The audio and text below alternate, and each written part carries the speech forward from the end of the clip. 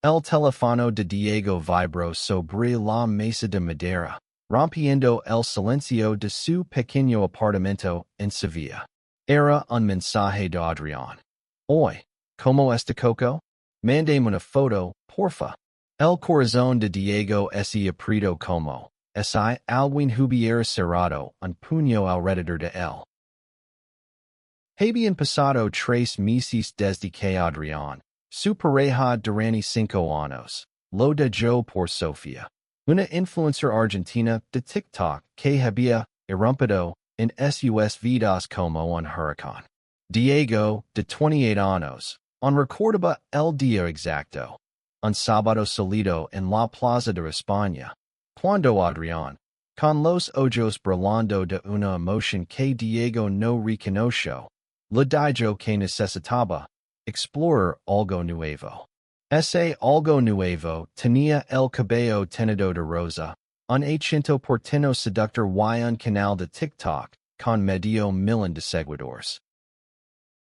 Diego tomó el teléfono, abrió la cámara y apuntó a Coco, su perro mestizo de 4 años, que dormía plácidamente en el sofá. El animal, con su pelaje marrón y blanco, era lo único que los unía. Cada día, sin falta, Adrián pedía una foto de Coco. Y cada día, Diego, a pesar del dolor, la enviaba. Sevilla, con sus calles llenas de vida, parecía burlarse de su soledad. Desde la ventana, veía a las parejas paseando por el barrio de Triana, riendo bajo las luces de los faroles. Diego, un diseñador gráfico freelance, solía encontrar inspiración en el caos colorido de la ciudad, pero ahora todo lo parecía gris. Había conocido a Adrián en una feria de arte en el centro, cuando ambos tenían 23 años. Adrián, un músico callejero con una guitarra desgastada, tenía una sonrisa que iluminaba todo. Juntos habían construido una vida, noches de flamenco, paseos con Coco por el río Guadalquivir, sueños de abrir un pequeño estudio creativo. Pero todo eso se desvaneció cuando Sofía apareció. Diego suspiró y envió la foto de Coco. Aquí tienes. Está bien, escribió, aunque cada palabra lo pasaba. No entendía por qué Adrián seguía pidiendo fotos, por qué mantenía ese hilo frágil entre ellos. ¿Era culpa? ¿Nostalgia? ¿O simplemente una forma de mantener a Diego atrapado en el pasado? Esa noche, mientras caminaba por el barrio con Coco, Diego se encontró con Elena, su mejor amiga desde la universidad. Elena, de 30 años, era una periodista de carácter fuerte, pero con un corazón inmenso.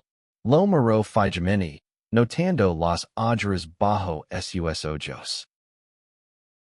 Diego, no puedes seguir haciendo esto, dijo, cruzándos de brazos. Cada vez que le mandas una foto, es como si le dieras permiso para seguir rompiendo el corazón. No lo sé, Elena, respondió él, mirando al suelo. Es lo único que me queda de él. Elena lo tomó del brazo y lo llevó a una pequeña taberna. Entre copas de vino tinto y el murmullo de los clientes. Ella lo habló con una mezcla de firmeza y ternura. Tienes que soltar, Diego. No por él, sino por ti. Coco no es un puente hacia Adrián. Es tu compañero. Y tú mereces más que ser el que envía fotos mientras él vive su vida con esa chica de TikTok. Diego asintió, pero las palabras de Elena se sentían lejanas. Esa noche, mientras Coco dormía a sus pies, Diego abrió TikTok y buscó el perfil de Sofía. Sus videos eran un torbellino de bailes, risas y filtros brillantes. En uno de ellos, Adrián aparecía de fondo, tocando la guitarra, con una sonrisa que Diego no había visto en meses. El dolor lo golpeó de nuevo, pero esta vez había algo más. Una chispa de rabia. ¿Por qué sigo siendo yo el que espera? Pensó. Los días siguientes fueron una repetición agitadora. Cada mañana, Diego se despertaba con el sonido de las campanas de la catedral y el ladrido suave de Coco pidiendo su paseo. Cada tarde, llegaba el mensaje inevitable de Adrián. Y Coco, me mandas una foto. Y cada noche, Diego se debía entre bloquearlo o seguir respondiendo. En el trabajo, Diego apenas podía concentrarse. Sus destinos, que antes rebosaban de color y vida, ahora eran monótonos. Su jefa, Marta, una sevillana de 45 años con un carácter directo, lo notó. Diego, tus últimos proyectos parecen hechos por un robot. Lo dijo en una reunión. ¿Qué te pasa? Tú no eres así. No supo qué responder. ¿Cómo explicar que su corazón estaba atrapado en un bucle de mensajes y recuerdos? En lugar de hablar, permitió mayor y ese refugio en su rutina con Coco. Una tarde, mientras pasaba por el parque de María Luisa, Diego se encontró con un evento inesperado. Un grupo de activistas organizaba una pequeña marcha por los derechos LGBT. Las banderas arcoíris ondeaban bajo el sol, y la energía del lugar era contagiosa. Diego se detuvo, observando desde lejos.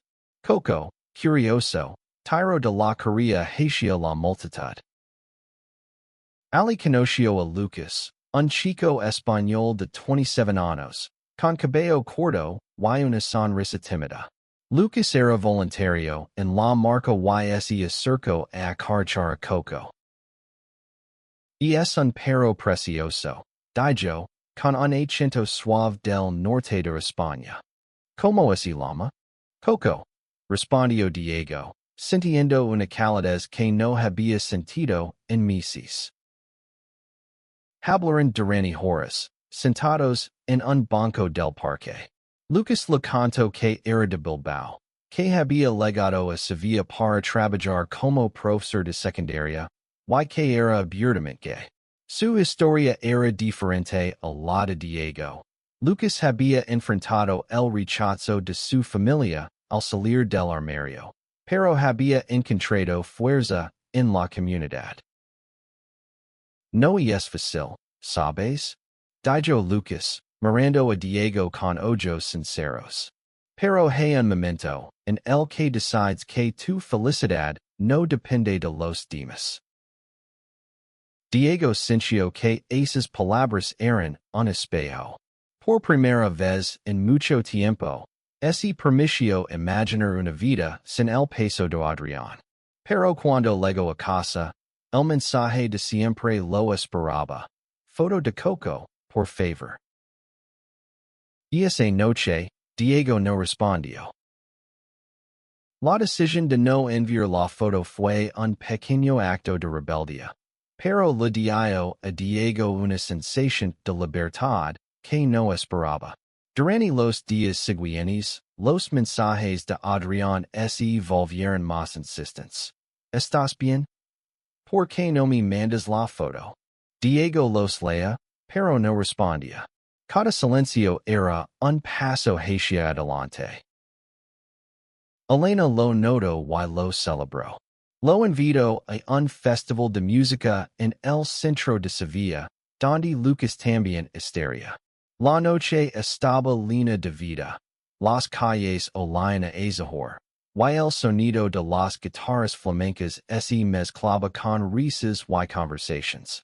Diego, por primera vez en meses, se sintió parte de algo más grande que su dolor.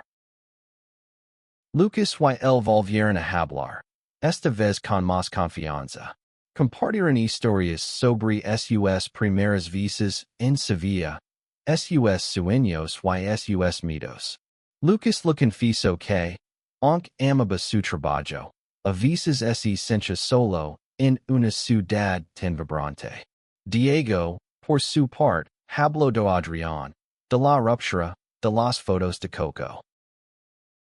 No entiendo por qué sigo pidiendo eso, dijo Diego, mirando su cerveza. Y es como si quisiera seguir controlando, aunque no esté conmigo. Lucas lo miró con seriedad. Quizá no es control. Quizá es que no sabe cómo soltar lo que tuvieron. Pero eso no es tu responsabilidad, Diego. Esa noche, mientras caminaban por el puente de Triana, Lucas rozó la mano de Diego. Fue un gesto pequeño, casi accidental, pero hizo que el corazón de Diego latiera con fuerza. No estaba listo para algo nuevo, pero la posibilidad de un nuevo comienzo lo llenó de esperanza. Mientras tanto, los mensajes de Adrián seguían llegando. Y Diego, por primera vez, empezó a borrarlos sin leerlos. Una semana después, Diego decidió que era hora de hablar con Adrián. No podía seguir viviendo en ese limbo, atrapado entre el pasado y un futuro que apenas empezaba a imaginar. Lo citó en una cafetería en el barrio de Santa Cruz, un lugar que solían frecuentar juntos. Cuando Adrián llegó, Diego apenas reconoció al hombre que una vez amó. Adrián, de 29 años, tenía el cabello más largo, teñido de un tono platino que parecía sacado de uno de los videos de Sofía. Lavaba una camiseta ajustada y una sonrisa nerviosa. Gracias por venir, dijo Diego, tratando de mantener la voz firme. Coco, senadua sus pies, levantó la cabeza como si entendiera la gravedad del momento. No podía no venir, respondió Adrián, con un tono que mezclaba arrogancia y nostalgia. ¿Cómo está nuestro pequeño? Diego respiró hondo. Coco está bien, pero esto no es sobre él. Es sobre nosotros. ¿Por qué sigues pidiendo fotos, Adrián? ¿Por qué no me dejas ir? Adrián se quedó en silencio, mirando la mesa.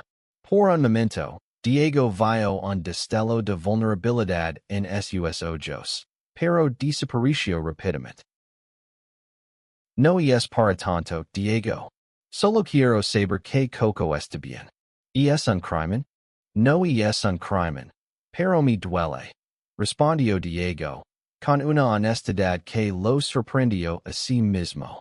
Cada vez que me pides una foto, es como si me pidieras que siga esperando algo que ya no existe. Adrián intentó reír, pero la risa sonó hueca. No dramatics, Vale? Estoy con Sofía ahora. Esto no es sobre ti.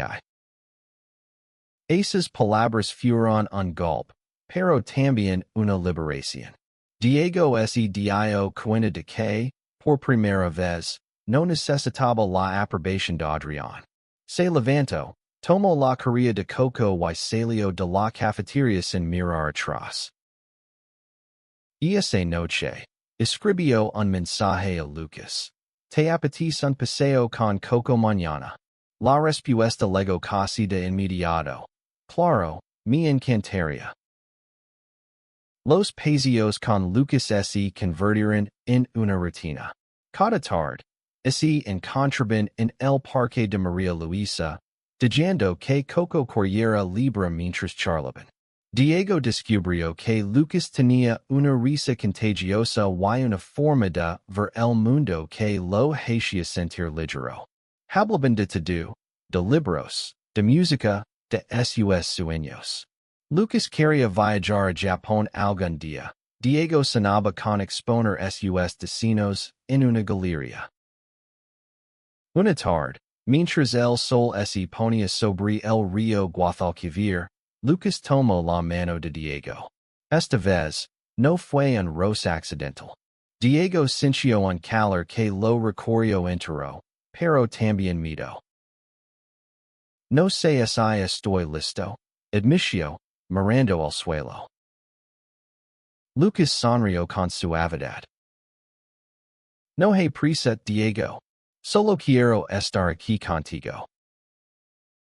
Esas palabras se quedaron con Diego durante días.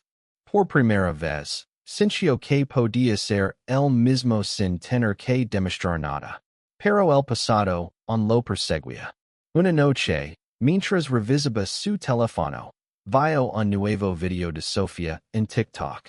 En él, Adrián aparecía besando la frente a la Geralda. El dolor volvió, pero fue diferente, más suave, más lejano. Elena, siempre observadora, lo notó cuando se encontraron para tomar un café. Estás diferente, dijo, con una sonrisa. Como si hubieras recuperado un pedazo de ti. Creo que sí, respondió Diego.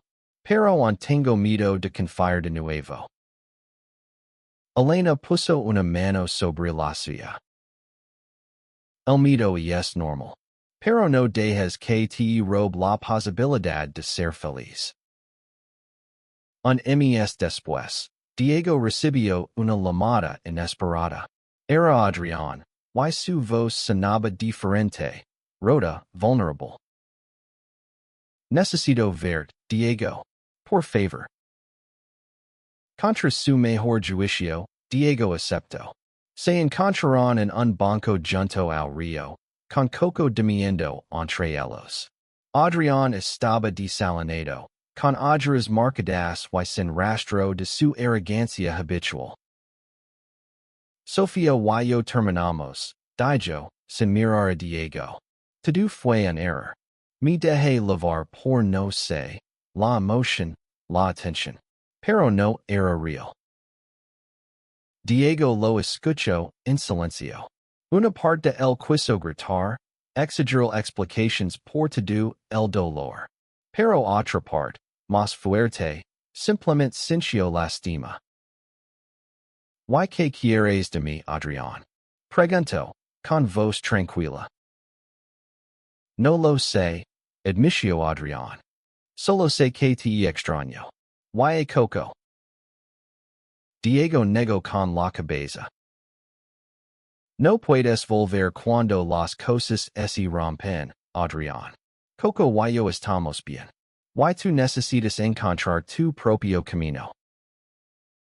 Por primera vez, Diego sintió que había cerrado una puerta.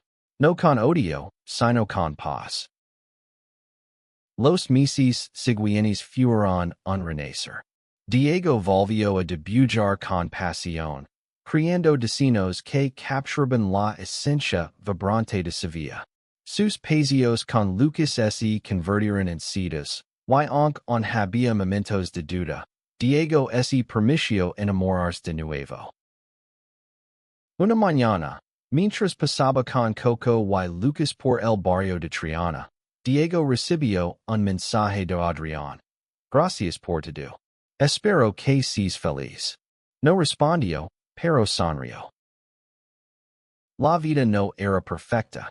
Había días en los que el pasado dolía, en los que Diego se preguntaba si había hecho lo correcto. Pero cada vez que miraba a Coco, corriendo feliz por el parque, o a Lucas, riendo a su lado, sabía que estaba en el camino correcto. Sevilla, con su luz dorada y sus calles llenas de vida, no se sentía como un recordatorio de lo que perdió, sino como un lienzo para lo que estaba por venir. Diego había aprendido que el amor, como la ciudad misma, era un mosaico de momentos, algunos rotos, otros brillantes, pero todos parte de algo hermoso.